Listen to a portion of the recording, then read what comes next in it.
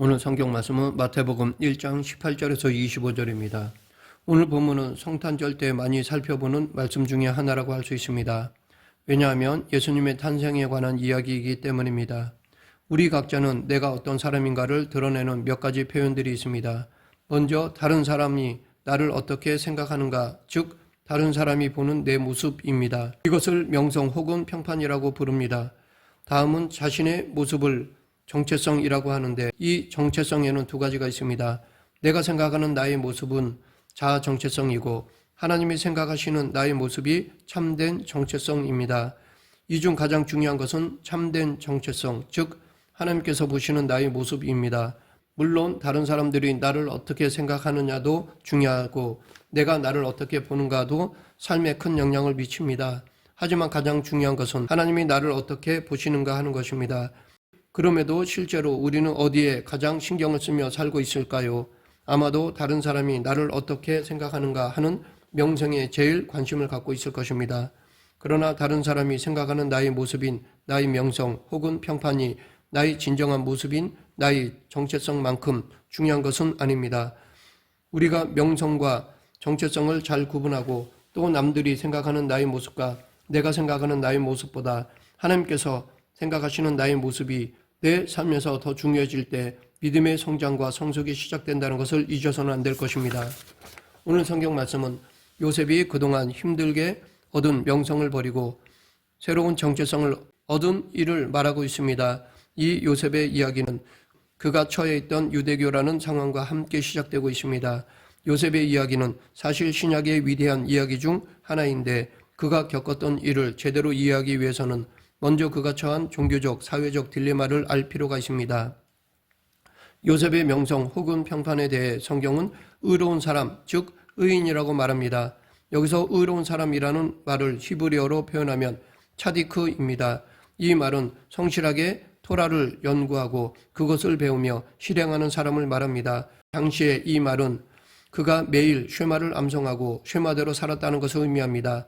또한 음식에 관한 규례를 따르고 회당을 후원하며 예루살렘에서 열리는 거룩한 절기들에 정기적으로 참석하고 있다는 것도 의미합니다. 요셉은 이러한 자신의 명성이 자랑스러웠을 것이 틀림없습니다. 요셉이 속한 유대 사회에서 흔치 않은 존재인 제사장과 드문 존재인 예언자, 그리고 오직 한 분이신 메시아를 제외하고 차디크보다 더 높은 명예는 없었습니다. 그러나 차디크로서의 요셉의 명성은 이제 도전받게 되었습니다. 왜냐하면 마리아가 임신되었다는 것이 나타났기 때문입니다.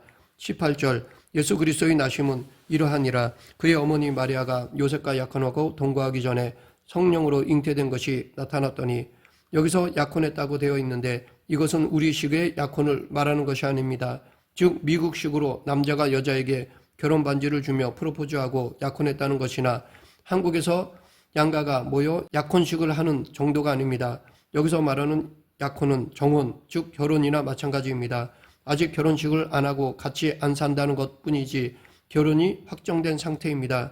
이때 남자가 죽으면 여자는 과부가 됩니다. 그런데 만약 요셉이 마리아와 관계를 지속한다면 사람들이 그를 비난할 것입니다. 그러면서 사람들은 이제 요셉을 차디크가 아니라 암하레츠라고 부를 것입니다. 암하레츠는 토라를 지키지 않은 사람을 의미합니다. 만일 부정한 여인과 결혼하려고 한다면 요셉은 차디크로서의 명성을 잃어버리게 됩니다. 명성은 요셉에게 매우 중요한 것이었습니다. 요셉이 마리아와 결혼하게 되면 암하레츠, 즉 토라를 아무 쓸모없는 것이라고 생각하는 사람들과 별 차이가 없게 됩니다. 그렇다면 이 상황에서 요셉은 무엇을 해야 하겠습니까? 요셉은 자신의 명성을 유지하기 위해서 무엇을 해야 하는지 잘 알고 있었습니다. 그는 토라를 믿는 사람인 차디크이므로 이런 일에 대해 모세오경을 찾아 그것을 따르면 됩니다.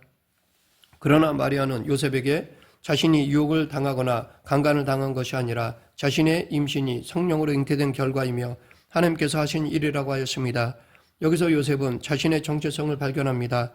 그는 토라를 위해서라면 무엇이든 할 수 있는 차디크였습니다. 그런데 자기와 약혼한 마리아가 임신을 하였는데 충격적이게도 그 임신이 하나님으로부터 말미암은 것이라고 주장합니다. 만일 요셉이 그런 마리아와 결혼한다면 그는 차디크라는 자신의 명성을 잃게 될 것입니다. 하지만 그 순간 요셉은 마리아의 말이 사실이라면 어떻게 할지를 생각하였습니다. 만약 그 아이가 정말로 하나님의 기적으로 잉태된 아기라면 어떻게 할 것인가? 요셉은 이 순간 어떻게 행동하는 것이 옳은 것인지에 대한 딜레마에 빠졌습니다.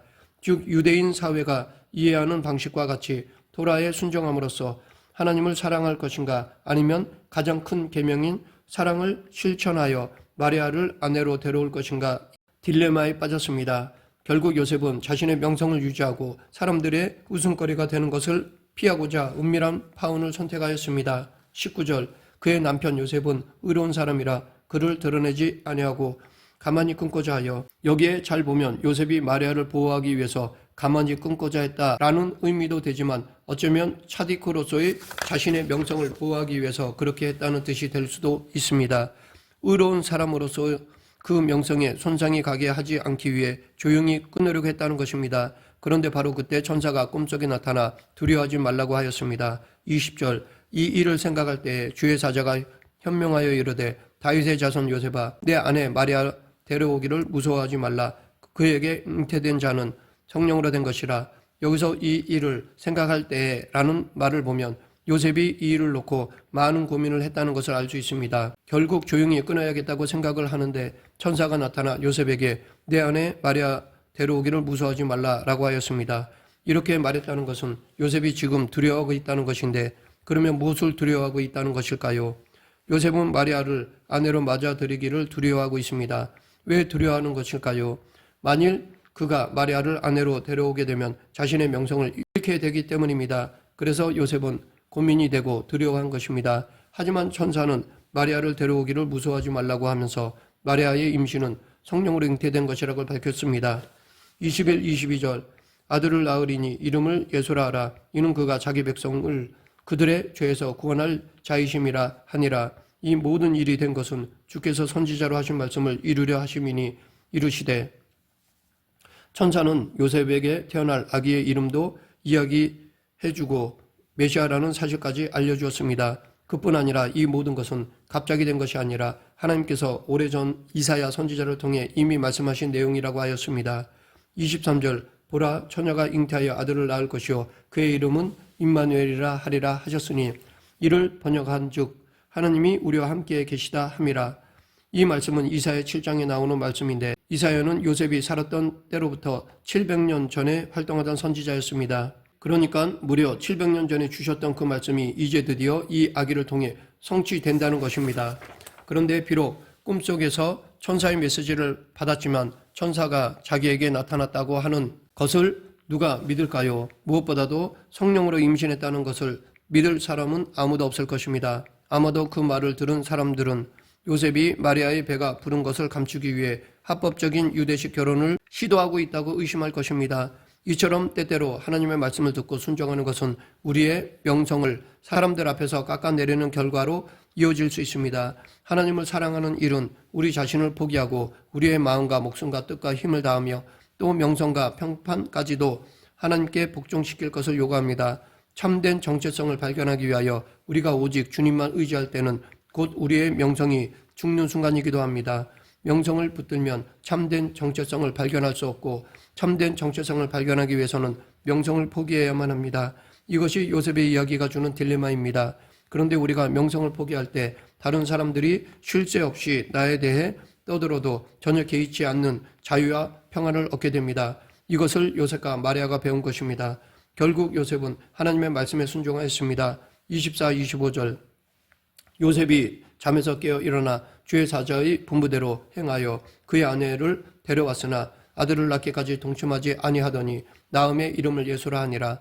요셉의 순종은 그의 단호한 행동으로 드러났습니다. 즉 요셉은 마리아를 아내로 데려왔고 아들을 낳기까지 동침하지 않았고, 마리아가 낳은 아기에게 천사가 알려준 대로 이름을 지어주었고, 자기와 아기와의 관계를 법적으로 인정하고 선포하였습니다. 이 일을 통해 요셉의 정체성은 더욱 좋아졌지만 동시에 그의 명성은 아주 낮아졌습니다. 마리아를 집으로 데려오고 예수를 법적 아들로 받아들인 결정은 차디크에게 전혀 어울리지 않는 일이었습니다. 요셉에게 그것은 어려운 선택이었고 요셉은 결국 순종을 선택했습니다. 왜냐하면 그는 자신의 정체성을 하나님 안에서 발견했기 때문입니다. 그래야 요셉은 이제 더 이상 차디크가 아니었습니다. 대신 그는 마리아의 남편이며 예수의 아버지가 되었습니다. 예수님은 그때 마리아의 뱃속에 잉태되어 있었고 아직 태어나지도 않았지만 요셉은 이 모든 과정을 통하여 이미 복음이 무엇인지를 배우고 있었습니다. 요셉은 사랑을 실천하는 데 있어 자기 민족이 하던 것처럼 토라와 그 해석을 따른 것이 아니라 복음을 따름으로써 하나님을 사랑했고 이웃을 사랑했습니다. 요셉의 이야기에서 우리가 배울 교훈은 정체성이 명성보다 더 중요하다는 것입니다. 이 땅에서 아무리 명예가 높아도 오래 가지 못합니다. 지금 당장 권력을 누리면 천년 만년 갈 것 같지만 정말 몇 년 못 갑니다. 요셉은 하나님 앞에서의 자기 모습이 세상 사람들 앞에서의 자기 모습보다 더 중요하다는 사실을 배웠습니다. 예수님이 당시 종교 지도자들에게 계속해서 강조하신 것이 바로 이 부분입니다. 하나님 앞에서 내가 어떤 사람인가에 바리새인과 서기관들은 신경을 안 쓰고 자꾸 사람들 앞에서 어떻게 보이느냐에만 신경을 쓰니까 위선하는 자, 외식하는 자라고 지적하신 것입니다. 이 요셉의 본을 따른 사람들을 교회 역사에서 발견하는데 그중 하나가 어거스틴입니다. 북아프리카 히포이주교였던 그의 이야기는 정직함에 대한 새로운 기준을 제시합니다. 그의 자서전은 명성에서 정체성으로 나아가는 여정을 그립니다. 그는 자신이 회심 이전에 추구했던 삶에 대해 내가 말한 좋은 삶이란 사람들의 인정을 받는 것이다 라고 하였습니다. 즉 그는 명성을 추구하는 삶을 살았습니다. 그러나 회심 이후의 삶에 대해 나는 하나님 안에서가 아니면 내 영혼의 안식처를 발견할 수 없다라고 하였습니다. 즉 그는 정체성을 추구하는 삶을 살았습니다. 이것은 곧 그가 명성을 추구하는 삶을 살 때는 만족이 없었는데 하나님을 추구하는 삶을 사니까 즉 정체성을 추구하는 삶을 살 때 진정한 안식처를 발견할 수 있었다는 것입니다.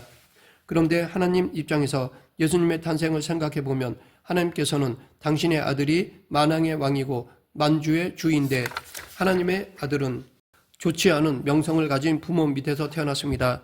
별 볼 일 없는 베들레헴에서 태어났고 그것도 아주 형편없는 동네인 나사렛 출신이라는 꼬리표가 따라다녔습니다. 이렇게 하심으로써 하나님은 당신 자신의 명성을 이루셨습니다. 그뿐이 아니라 하나님은 자신이 명성을 이룬 것을 아주 극적으로 보여주시기 위한 방법으로 자신의 독생자가 십자가에서 죽임을 당하는 것을 선택하셨습니다. 명성으로만 따지자면 예수님은 출생도 훌륭한 명성과는 거리가 멀었고 죽음은 더더욱 명성과 거리가 멀었습니다. 그런데 바로 이것이 하나님의 역설입니다. 삶에서 하나님을 사랑하고 이웃을 사랑하는 복음을 실천하는 사람들은 하나님께서 당신의 명성을 잃어가면서까지 당신의 사랑하는 독생자가 죽임을 당하는 바로 그 장소에서 자신들의 참된 정체성을 발견한다는 것입니다. 요셉은 차디크들보다 암하레츠들에게 더 높은 명성을 준 아기에게 자리를 마련해주기 위해서 차디크의 눈으로 볼 때는 암하레츠와 같이 아주 낮은 사람이 되었습니다. 그런데 하나님은 당신께서 요셉에게 요구하신 것을 이미 당신 스스로 행하셨습니다. 하나님은 요셉에게 원하시는 것보다 훨씬 더 어려운 것을 이미 하셨던 것입니다. 하나님은 당신 자신에게 요구하지 않는 것을 사람에게 요구하시는 분이 아니십니다. 우리에게 마음과 목숨과 뜻과 힘을 다해 당신을 사랑하라고 하신 하나님은 먼저 그렇게 우리를 사랑하셨습니다. 마침내 요셉과 마리아와 아기 예수는 그들이 머물던 누추한 마국간을 나와 차가운 바람을 맞으며 세상으로 나아가게 되었는데 그것은 단지 시작에 불과하다는 것을 그들은 알고 있었습니다. 어릴 때부터 애굽으로 피난을 갔다 와야 하는 어려움을 겪었습니다. 이 세 사람은 세상을 변화시킬 사람들이었지만 또한 자신들 앞에 보이는 언덕을 힘겹게 오르며 앞으로 그 힘겨운 길을 향해 나아가는 사람들이었습니다. 말씀을 맺겠습니다. 순종을 선택하여 참된 정체성을 갖는다고 해서 세상의 일이 술술 풀리는 것은 아닙니다. 그러나 이것이 참된 길입니다. 왜냐하면 하나님이 인정해 주시기 때문입니다. 그런데 여기에는 세상에서의 명성을 포기해야 하는 고통이 따를 수 있습니다. 하나님이 원하시는 것을 할 때 내 명성이 손해를 보게 된다면, 하나님께 순종할 때 다른 사람의 비웃음을 사게 된다면 과연 그럴 때에도 내가 할 수 있는가? 그럴 때 나는 어떻게 해야 할 것인가? 요셉이 이것에 대해 씨름한 것과 같이 우리도 이러한 씨름을 해야 합니다. 비록 어렵더라도 내게 손해가 오더라도 하나님이 주시는 길은 최고의 길이기 때문에 우리 모두 예수님 안에서 참된 정체성을 가지고 하나님의 뜻을 이루어드리는 데에 도구로 쓰임받는 성도가 되길 간절히 축원합니다. 기도하겠습니다. 사랑과 은혜가 풍성하신 하나님 아버지, 세상의 가치관이 아니라 성경적 세계관으로 살아가는 그리스도인이 되게 하여 주시옵소서. 예수님 이름으로 기도드립니다. 아멘.